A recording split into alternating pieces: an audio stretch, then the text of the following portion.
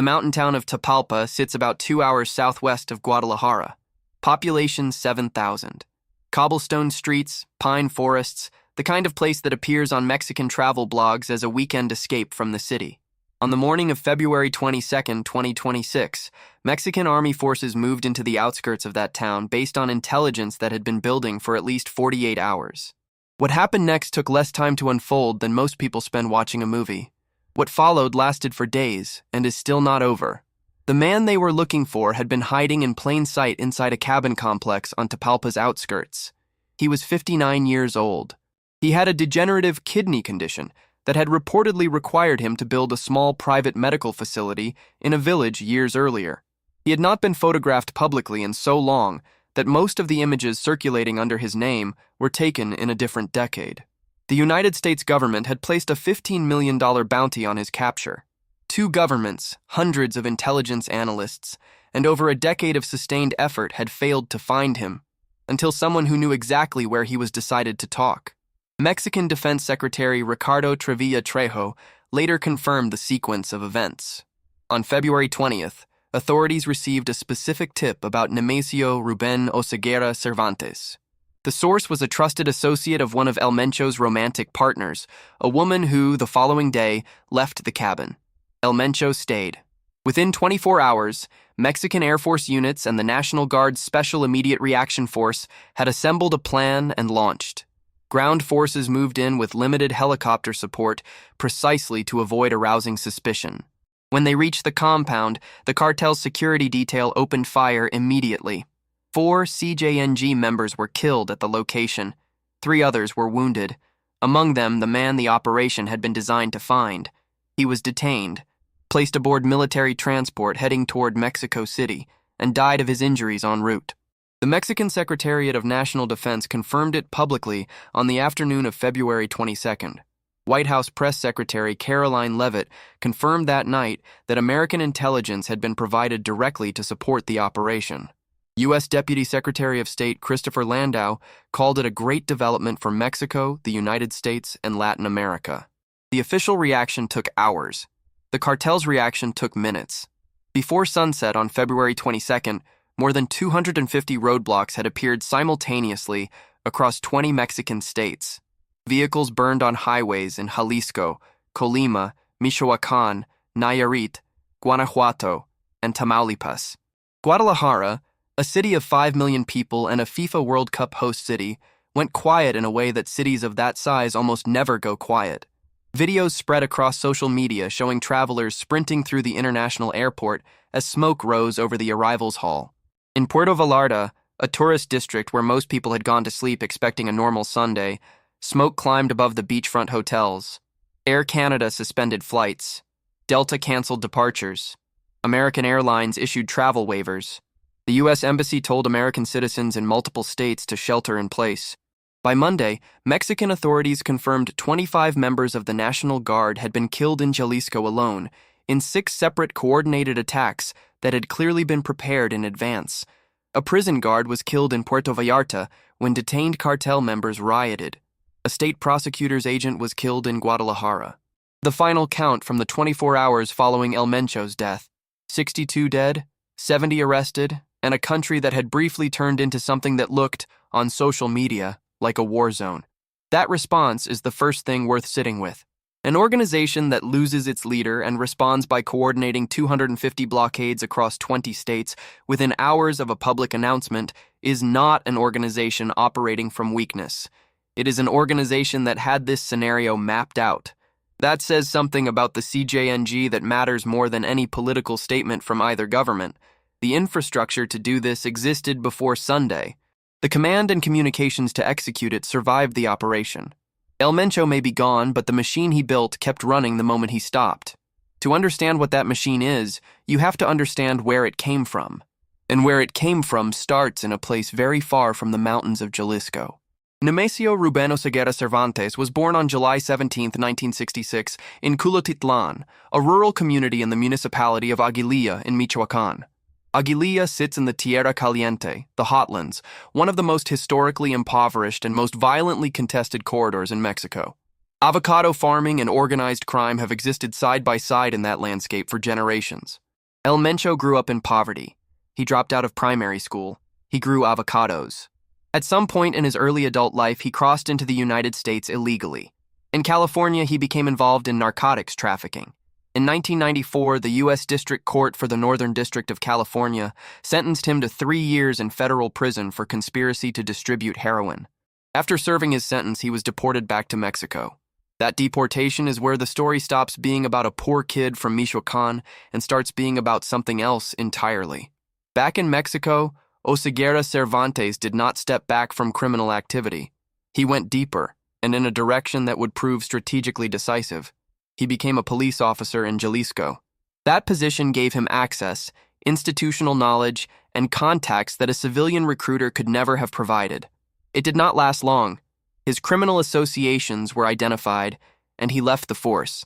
But by then, the education was complete. He understood how law enforcement thought, how it moved, how it communicated. That knowledge never left him. By the late 1990s, he had attached himself to the criminal organization of Armando Valencia Cornelio, known as El Maradona, and from there moved upward to align with Ignacio Coronel Villarreal, known as Nacho Coronel, a senior figure in the Sinaloa cartel based in Jalisco. He was not a boss. He was an enforcer, a lieutenant, capable and violent, and not yet the man the DEA would one day call its #1 priority. But he was also a man who understood, with something approaching strategic instinct, that in the criminal world the fastest route to power is not always direct. In the early 2000s, he married Rosalinda Gonzalez Valencia. Her brother was Abigail Gonzalez Valencia, the head of Los Queenies, a family-based organization from Michoacan that would become the financial and logistical backbone of an empire neither of them had yet imagined. Security analyst David Saucedo would later put it plainly. El Mencho reached the cartel's highest levels through diplomacy via marriage. He provided the violence and the operational mind. His wife's family provided the lineage, the money networks, and the institutional reach. It was not a coincidence. It was a strategy. In 2010, the architecture around El Mencho collapsed and rebuilt itself simultaneously. Nacho Coronel, his patron within the Sinaloa structure, was killed by Mexican army forces in Guadalajara on July 29th. Simultaneously, Oscar Orlando Nava Valencia, the head of the Mencho cartel under which El Mencho and others had been operating, was captured by Mexican authorities. The Mencho cartel fractured into 2 rival factions, Los Torcidos and La Resistencia. They began fighting each other for control of trafficking routes through Jalisco and the surrounding states. Los Torcidos won. By approximately 2011, that faction had a new name, the Jalisco New Generation Cartel, the CJNG, with El Mencho at its center. What followed was one of the fastest expansions of criminal power in the modern history of organized crime in Mexico. The CJNG did not behave the way older cartels had. It did not avoid confrontation with the state. It answered confrontation with confrontation, publicly, visibly, and with a consistency that no cartel before it had demonstrated. In August 2012, Mexican security forces launched an operation targeting the CJNG in Guadalajara. El Mencho was not captured. Instead, cartel members flooded major roads with burning vehicles across the city, creating chaos to allow their leadership to escape. It was the first major demonstration of what the CJNG would become known for, the capacity to shut a city down on short notice. In 2015, the cartel shot down a Mexican military helicopter in Jalisco. In 2020, CJNG operatives carried out a brazen assassination attempt on Omar Garcia Harfuch, then head of Mexico City's police and now the country's federal security secretary, in broad daylight in the heart of the capital, using grenades and high-powered rifles. The DEA documented that between 2018 and 2020 alone, the CJNG committed 298 reported acts of gang-related violence, more than any other cartel in Mexico. By 2015, the U.S. Treasury had formally sanctioned El Mencho. By 2019, the DEA estimated the CJNG was responsible for at least 1/3 of all drugs entering the United States through air and sea routes. The organization had a presence in all 50 American states. It maintained active networks across more than 40 countries. It had developed direct supply chains for precursor chemicals from China, controlled key Pacific seaports, and had become the primary producer and distributor of fentanyl entering American borders. The DEA's estimate of El Mencho's personal net worth as of 2019 was at least $500 million, possibly exceeding $1 billion. The CJNG's total estimated assets, $50 billion. And through all of it, El Mencho remained almost entirely invisible. There were no recent photographs. He moved constantly. He avoided electronic communication wherever possible. He built the CJNG to function without his direct daily command, more franchise than empire, more network of networks than centralized hierarchy. His health was a running thread of speculation. Reports of kidney disease circulated as far back as 2020. In February 2022, several Mexican outlets reported he had been killed in a cartel confrontation. Others claimed kidney failure had taken him in a Guadalajara hospital. None of it was true. He was still alive, still in command, still the most wanted man in Mexico, and one of the most wanted in the world. Then his world started to shrink. In 2020, his son Ruben Oseguera Gonzalez, known as El Menchito, was extradited to the United States. He would eventually be sentenced to life in prison plus 30 years and ordered to forfeit more than $6 billion in trafficking proceeds. In November 2024, El Mencho's son-in-law, Christian Fernando Gutierrez Orea, a high-ranking CJNG leader who had faked his own death, was arrested in Riverside, California, where he had been living under an assumed identity. In February 2025, his brother Abraham, regarded as one of the CJNG's founding figures and its primary money laundering operator, was captured by Mexican authorities in Jalisco.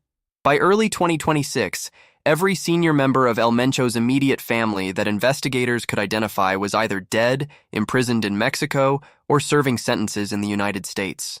He was more isolated than he had ever been, more dependent on a smaller circle of trusted intermediaries, and therefore more exposed. A person who requires serious medical care cannot move with unlimited freedom. A person whose trusted network has been systematically dismantled has fewer secure channels through which to operate. Fewer secure channels means more exposure. And one trusted man, attached to someone close enough to know where El Mencho was sleeping, decided on February 20th to provide that information to the Mexican government. The operation in Tapalpa was, by any honest evaluation, an extraordinary piece of intelligence and military work. Finding this man was genuinely difficult. The people who would normally provide the threads investigators follow had been removed one by one over 5 years of coordinated effort across 2 countries. The $15 million bounty had existed for years without result. And still, the operation found him, moved on him within 24 hours of confirmed intelligence, and eliminated the most wanted figure in the Western Hemisphere. 3 members of the Mexican armed forces were wounded in the firefight at the compound. The transport convoy was attacked again during transfer. People died on both sides of this operation. Whatever the political context around it, the tactical execution deserves acknowledgement as what it was. Now comes the harder question: what does it actually change? The first position, and the one that governments on both sides of the border have implicitly promoted, is that El Mencho's death represents a genuine disruption. In this framing, El Mencho was not a figurehead. He was, as Al Jazeera's correspondent described him, the undisputed head of the organization and the most powerful Mexican drug trafficking figure who was free in the country. Security analyst Mike Vigil, a former DEA official, put it directly. El Mencho controlled everything. He was like a country's dictator. Proponents of this view point to the succession crisis as evidence. His son is imprisoned for life in the United States. The line of natural succession has been severed at its most obvious point.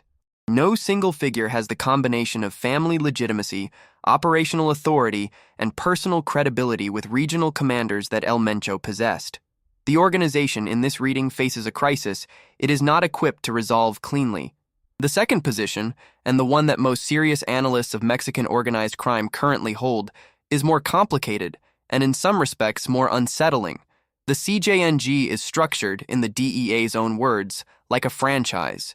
It is composed of approximately 90 semi-autonomous organizations operating under the CJNG brand and in alignment with its broader interests. It has an estimated 15,000 to 20,000 members. Eduardo Guerrero, director of the Mexican consulting group Lantia Intelligence, made the point explicitly after El Mencho's death. This fragmentation means that a more complex, more sophisticated strategy is needed to weaken and dismantle the organization. Removing the person at the top does not collapse a structure that was never fully centralized to begin with. What it does, historically, is trigger a competition.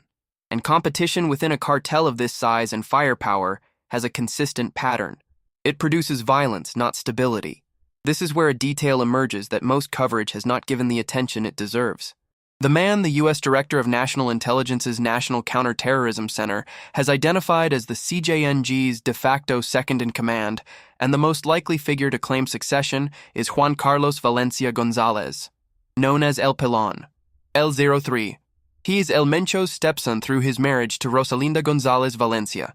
He is also, by birth, an American citizen. He was born on September 12, 1984, in Santa Ana, California. The man who may now be at the helm of Mexico's most powerful and violent criminal organization holds a U.S. passport and a $5 million American bounty on his head. Security analyst David Saucedo has noted publicly that El Pelon lacks influence among other senior CJNG commanders. His claim to leadership rests on family lineage, in an organization where that lineage now carries less weight than it once did, because both El Mencho and his biological son are effectively out of the picture.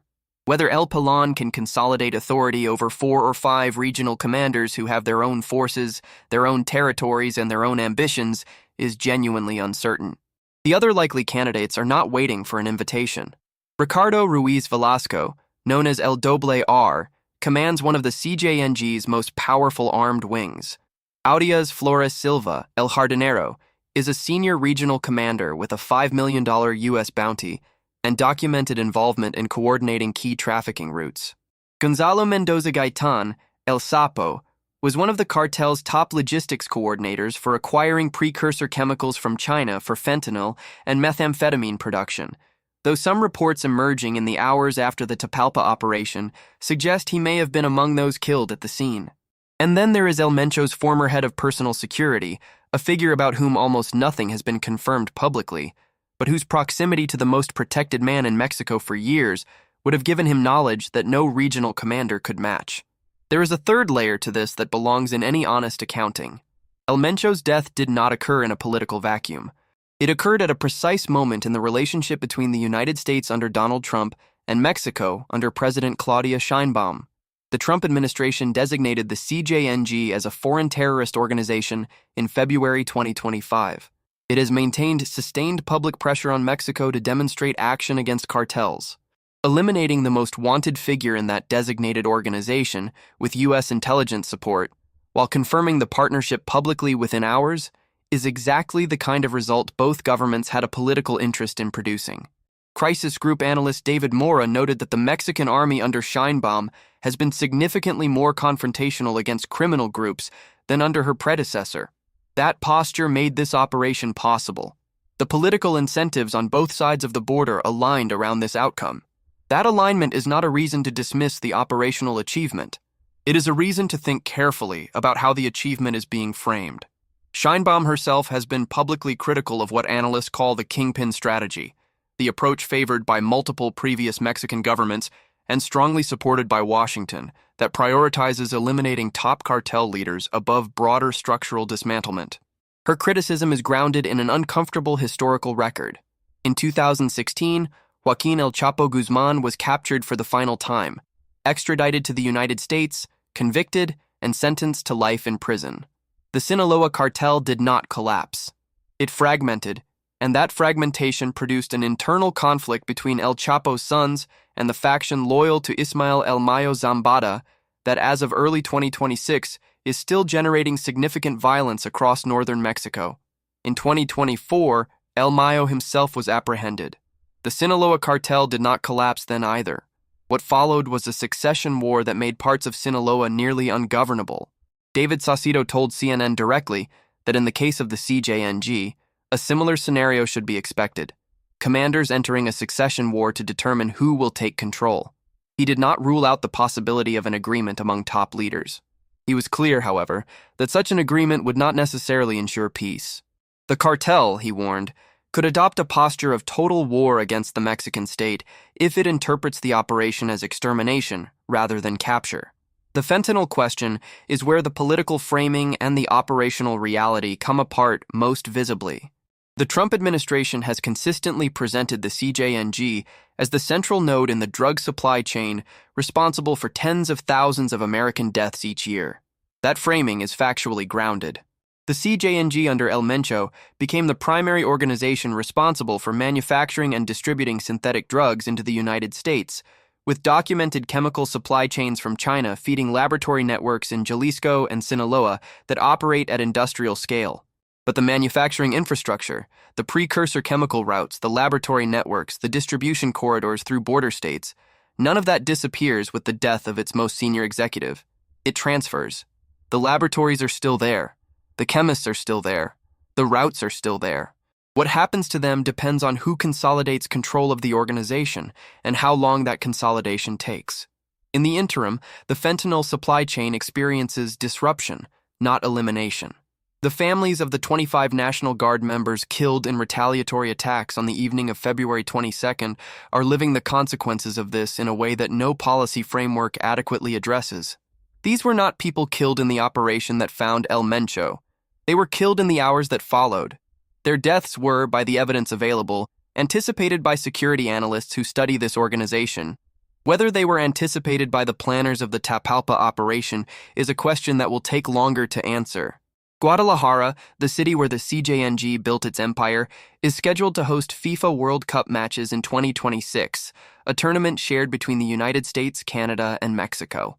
The images that traveled around the world on the night of February 22nd, an airport in chaos, streets filled with burning vehicles, a city of 5 million people told to stay inside, reached an audience already primed to watch Mexico's security situation closely. That visibility creates pressure in both directions.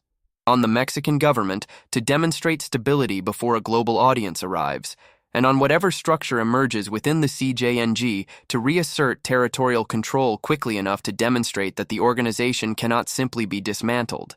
As of February 24, 2026, the U.S. Embassy continues to advise American citizens to shelter in place in Jalisco, Tamaulipas, Michoacán, Guerrero, and Nuevo León. Rideshare and taxi services in Puerto Vallarta remain suspended. Flights from Guadalajara and Puerto Vallarta continue to operate under disruption. The succession battle within the CJNG has not produced a confirmed leader. El Mencho's wife, Rosalinda González Valencia, released from Mexican prison in February 2025, is believed by multiple organized crime analysts to be positioning herself to influence whatever structure emerges, potentially alongside her son, El Pelon. The broader investigation into the CJNG's financial infrastructure continues across multiple jurisdictions in Mexico, the United States, Ecuador, Colombia, and beyond. Nemesio Ruben Oseguera Cervantes was born into poverty in rural Michoacán, dropped out of primary school, grew avocados, crossed a border illegally, served federal prison time in the United States for heroin trafficking, was deported, became a police officer, became an enforcer, became a boss, and built one of the most powerful criminal organizations in recorded history. Under his command, the CJNG killed thousands of people, civilians, journalists, politicians, and soldiers.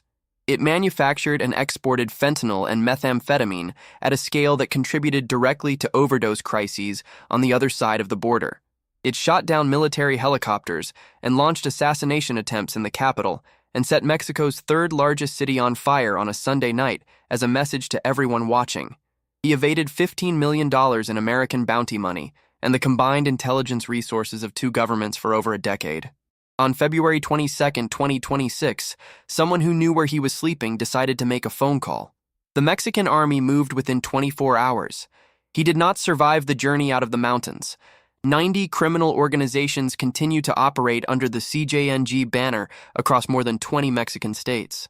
No clear successor has emerged. The succession war that analysts have warned about has not yet visibly begun, but the conditions for it are in place. The question that falls now to both governments, to every analyst watching this unfold, and eventually to whoever inherits this organization, is whether the architecture that produced El Mencho, the poverty, the institutional corruption, the drug demand on the American side of the border, the franchise model that ran without him the moment he died, is something that the elimination of one man, however significant, can actually alter. El Mencho is dead. The cartel he built is not.